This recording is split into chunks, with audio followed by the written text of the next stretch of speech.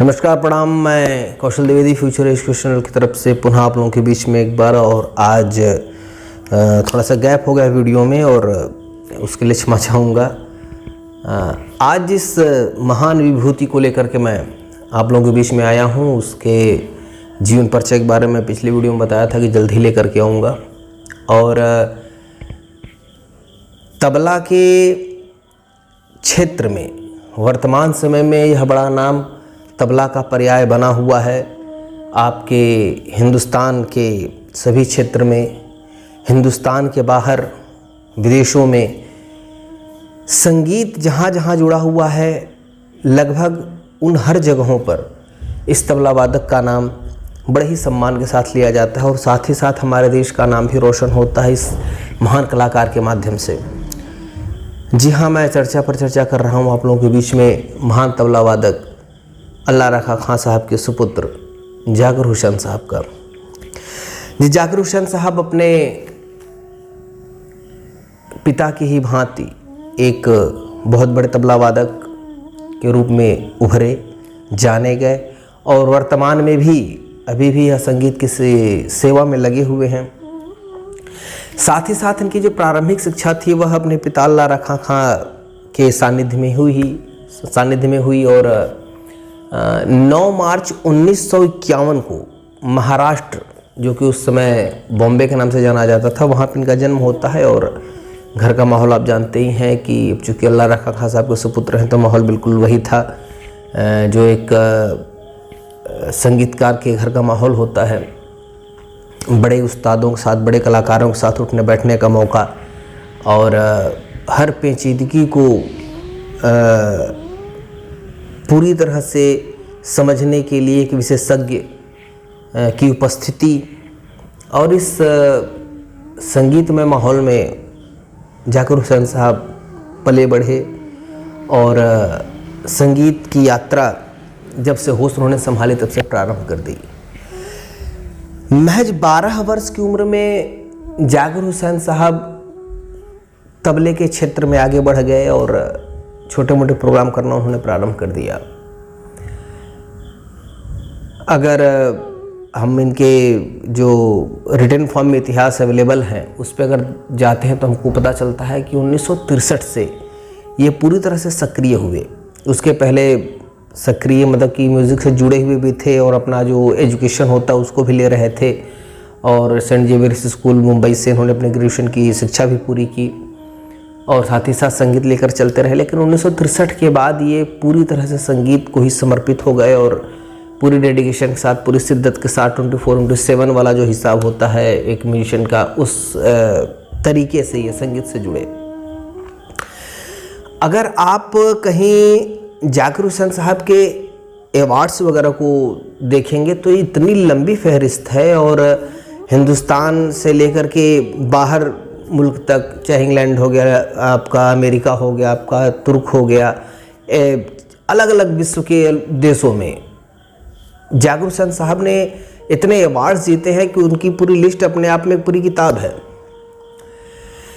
जाकिर हुसैन साहब के जीवन परिचय को बताते हुए मुझे, जाकिर हुसैन साहब क्या किसी के भी जीवन परिचय को बताते हुए मैं इस बात को अक्सर ध्यान में रखता हूँ कि जो भी लोग मेरे वीडियोस को देख रहे होंगे उनका जो मुख्य उद्देश्य होगा वह उद्देश्य होगा कि कुछ कंटेंट इस वीडियो के माध्यम से उनको मिल जाए ताकि उनके कॉम्पिटिटिव एग्ज़ाम में वह सहायक हो जाए। मैं यह मान के चलता हूँ और इस उद्देश्य से मैं वीडियो बनाता हूँ।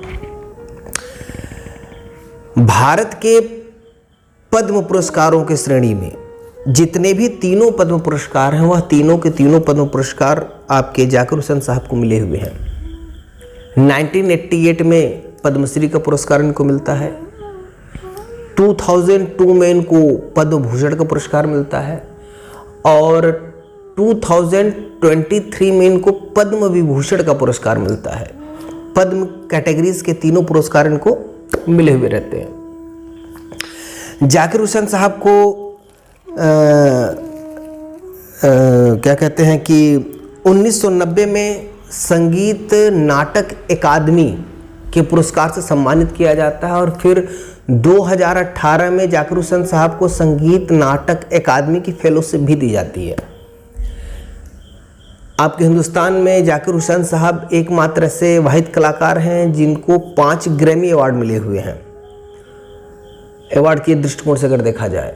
और मध्य प्रदेश में संगीत के क्षेत्र का जो सबसे बड़ा पुरस्कार होता है उसको बोलते हैं कालिदास पुरस्कार। और 2006 में जाकिर हुसैन साहब को कालिदास पुरस्कार से भी सम्मानित किया गया।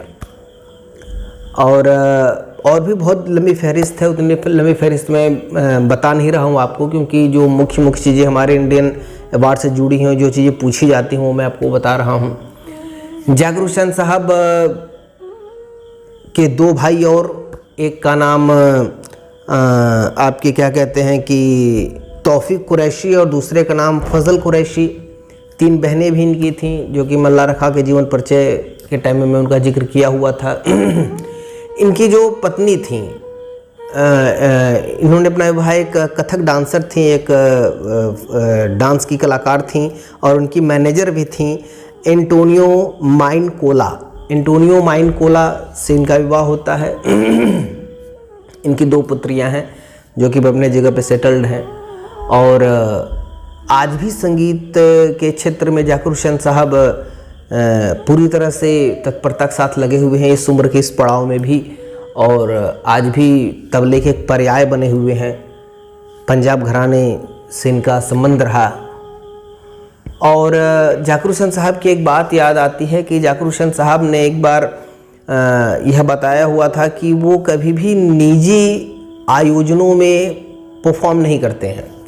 निजी आयोजनों का मतलब ये हो गया कि किसी का कितना हो बड़ा आदमी है, उसका शादी का फंक्शन हो गया, इस प्रकार के किसी फंक्शन को वो सिर्फ सम्मेलनों में अपना प्रदर्शन किया करते थे, क्योंकि उनका मानना था कि संगीत सुनने के ध्येय से जब व्यक्ति आपके पास आए तब वह उस संगीत के महत्व को समझ सकता है। पता चले कि आप किसी बहुत बड़े पार्टी में बहुत अच्छा पैसा लेकर के आप प्रोग्राम कर रहे हैं, लोगों का ध्यान खाने पे है, लोगों का ध्यान किसी और को देखने में है, तो इस चीज़ को वो संगीत की तौहीन मानते रहे आजीवन, और इन चीज़ों से वो बचते रहे। निजी कार्यक्रमों में कभी पार्टिसिपेट नहीं किया, कभी भाग नहीं लिया उन्होंने। और यह दर्शाता है कि संगीत के प्रति उनके मन में कितना सम्मान है। अपने समय काल के सभी बड़े फनकारों के साथ जाकिर हुसैन साहब ने काम किया, चाहे वो हरिप्रसाद चौरसिया जी रहे हों, चाहे वो रविशंकर जी रहे हों, चाहे वो विलायत खां साहब रहे हों, अमजद अली खां साहब रहे हों, भीमसेन जोशी जी रहे हों, जसराज मिश्र रहे हों, बिरजू महाराज रहे हों। किसी भी विधा में, गायन विधा में, नृत्य विधा में, वादन विधा में, सभी विधाओं में जाकिर हुसैन साहब पूरी तरह से परफेक्ट थे और सभी के साथ उन्होंने संगत की। जाकिर हुसैन साहब को उस्ताद की उपाधि सर्वप्रथम रविशंकर जी ने दी हुई थी, सितार वादक रविशंकर। कहानी इसकी बड़ी ही प्यारी सी है कि एक बार अब पहले उस समय के ज़माने में सेल फोन वगैरह होते ही नहीं थे, टेलीफोन के माध्यम से बातें हुआ करती थी, तो कभी कभी लैंडलाइन की समस्याएं रहती थी, कुछ समस्या है नहीं बात हो पाई, तो एक तार आता है, तार से चिट्ठी जो बोलते थे पहले, तार आता है और तार में रविशंकर जी के ऑफिस से तार आया हुआ रहता है जाकिर हुसैन जी के पिताजी को कि इस डेट में प्रोग्राम यहाँ पे है। मुंबई में ही ये रहते थे, मुंबई में प्रोग्राम था। और जब इनको सूचना मिलती है तो यह सूचना अपने पिताजी को नहीं देते हैं और यह स्वयं तबला लेकर के पहुँच जाते हैं। रविशंकर जी पूछते हैं कि भाई पिताजी कहाँ आपके हैं, तो उन्होंने कहा कि पिताजी है नहीं, उन्होंने मुझे भेजा हुआ है। रविशंकर जी इनको भी जानते थे, तो कहा ठीक है। अब रविशंकर जी के साथ ही बैठ जाते हैं और बैठने के बाद प्रोग्राम होता है। और चूँकि युवा जाकिर हुसैन नया जुनून और पिता के सानिध्य में जो वरदान स्वरूप इनको मिला हुआ है ज्ञान, वह अपने आप में अद्वितीय, और इतने बड़े कलाकार के साथ संगत करने के लिए एक अलग सा उत्साह मन में, इन सब का कॉम्बिनेशन ऐसा रहा कि बहुत ही खूबसूरत वादन इन्होंने किया। और रविशंकर जी प्रसन्न होकर, खुश होकर के, जब इनकी अवस्था मात्र 22 से 24 साल रही होगी, उन्होंने इनको उस्ताद नाम से संबोधित किया कि आज हमारे साथ उस्ताद जाकिर हुसैन ने बहुत ही अच्छी संगत की। तो उस्ताद की उपाधि इनको रविशंकर जी ने दी हुई थी।